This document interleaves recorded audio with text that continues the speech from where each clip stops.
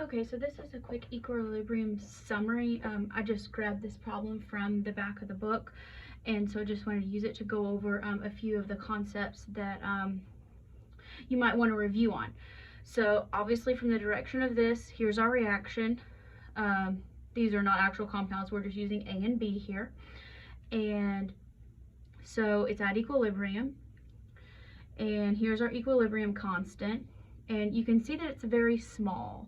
So you can see that it's small, so you're right when you say the reverse reaction is favored. However, that's not always the direction that it's going to go. So be careful when you do that, or when you compare Q to K.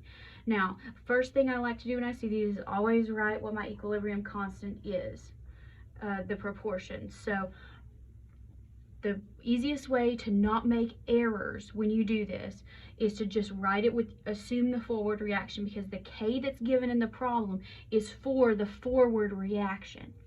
So it's going to be B product over reactant and then squared. Okay, now if you're somebody who wants to say, oh, the reverse reaction is favored, then so you want your reaction to be B going to 2A. When you reverse the reaction, you have to inverse the K, and that's what most people tend to forget, and that's why I don't like that. But if you do want to go that direction, you have to take the inverse of this for your calculation to come out correctly. So if you invert your reaction, which means A would be on top, B on the bottom, you have to invert the K. So be careful there. So I'm going to do this from the forward reaction using what's given, because I'm going to make fewer errors. So this is, say, the question is asking me, it says if the reaction initially contains 0.5 molar of A, and it wanted to know what is concentration of B at equilibrium. Okay, now, so I'm going to rewrite my reaction and B. Okay, so initial change equilibrium ice table. In the problem, I'm given A, which is 0.5. Now, this is where some of y'all got a little bit confused. Now, if it's not given in the problem, it says if it has this in the problem, do we have any product? No, we're only given a reactant. So that's where if you write this reverse, it's not really going to work very well. It works in theory, but if you use this, you could think about like Le Chatelier's principle. If you have a system here and then we're adding, we only have reactant, we can only make products. We can't have a negative concentration of product, which is what some of y'all kind of wanted to do, which is an understandable error, but try to give yourself a reality check there. Like, this isn't reasonable, it can't happen in reality. So all we're given is a reactant, so our only choice is to make products. So that means our only choice of our reaction is going to go this way, because if we have no initial products, if you calculate Q is 0. So you have Q is less than K, reaction goes right. So while this tells us that our reactants are highly favored rather than the products, the direction, given what we have, is still going to go to the right at this point. So let's calculate our change here. Remember your coefficients. So this is a reactant, and it's making products, so it's going to go down. So this is a minus. We're going to use X for our unknown, bring down the 2 coefficient. B, we're making products, so it's going to go up. There's our unknown, there's a 1, so here we are. So 0.5 minus 2x and x. Okay?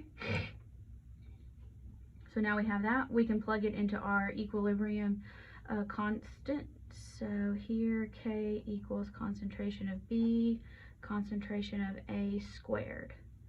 So plug and chug here.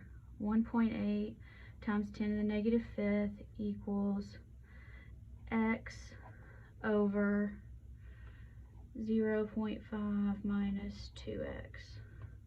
Alright, and then you just solve for x here. Calculator. So 1.8. Here, you know what? I'm going to use x is very small because this is a really small number. We'll see if it works. So I'm just going to say that's not going to matter. So 1.8 times 10 to the negative 5. We'll see if it works. If it doesn't, I'll do a check at the end, and maybe I have to go back and redo it. We're going to do that times 0.5. So 9 times 10 to the negative 6 equals x.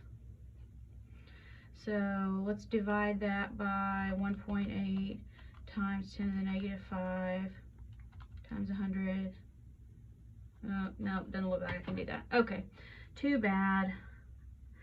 Alright, well, so we'll do that minus, so here, I'll come back here. 9 times 10 to the negative 6 minus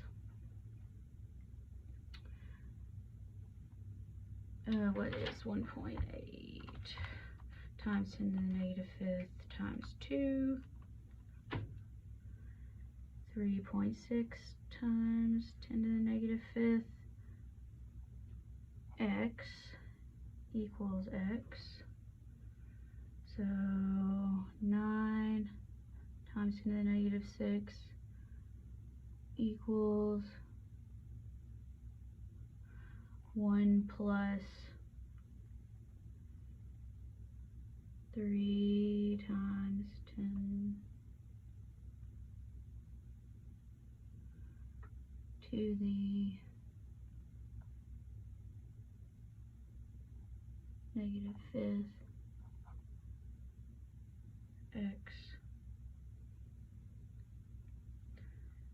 So now, whatever that is, plus 1, let's do 9, 10 to the negative 6 divided by, it's still basically the same, yeah, x equals 9 times 10 to the negative 6.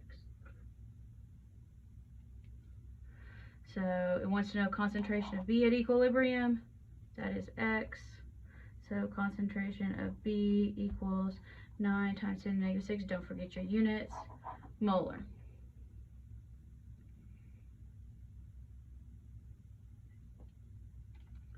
Alright, hopefully that made a little bit more sense. So key points to remember. Just plan on doing your calculations in the forward direction because the K that's given is the K of the forward reaction.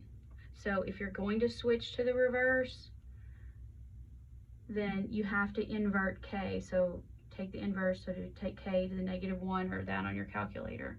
And then also think again which way your reaction is going to go. If you don't have something, you can't take anything away. Remember, you can't have negative concentration, so just kind of use that as you make your ice table. Hopefully that helps. Let me know if you have any questions.